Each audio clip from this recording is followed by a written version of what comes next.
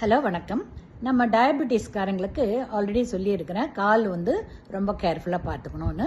அது ரொம்ப முக்கியமாக கால் டேமேஜ் ஆகிறதுக்கு காரணம் என்னென்னா, நம்ம டயபெட்டிஸில் சின்ன பிளட் வெசல்ஸும் நர்வ்ஸும் அஃபெக்ட் ஆகும்.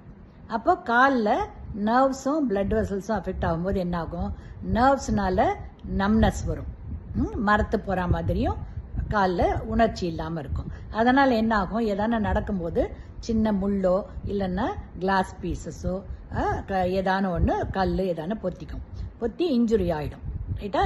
அதுக்கப்புறம் என்ன ஆகும், ரத்த குழாயெல்லாம் ரொம்ப சுருங்கி அது ரொம்ப ஸ்மால் வெசல்ஸ் ஆகிட்டதுனாலையும் அடப்பு இருக்கிறதுனால ப்ராப்பர் பிளட் சப்ளை இல்லாதனால அந்த ஊண்டு ஆறது, அந்த காயம் ஆறாமல் இருக்கும், ரைட்டா.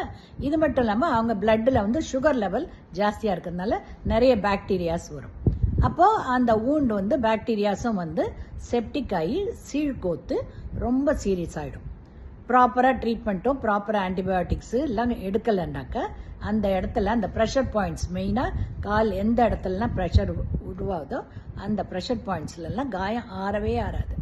அப்போ செப்டிக் ஆகும்போது ஒன்று விரல் எடுக்க வேண்டி வரலாம், இல்லை காலே எடுக்க வேண்டி வரலாம், இல்லை டோட்டல் செப்சிஸ் ஆச்சுன்னா உயிருக்கே டேஞ்சர் ஆகும். அதனால் ஒவ்வொரு டயபெட்டிக் பீப்புளும் திருப்பி நாங்கள் சொல்லிக்கிட்டே இருக்கிறது, காலை ஜாகிரதையாக பார்த்துக்கணும். டயபெட்டிஸ் கண்ட்ரோலும் ப்ராப்பராக இருக்கணும்.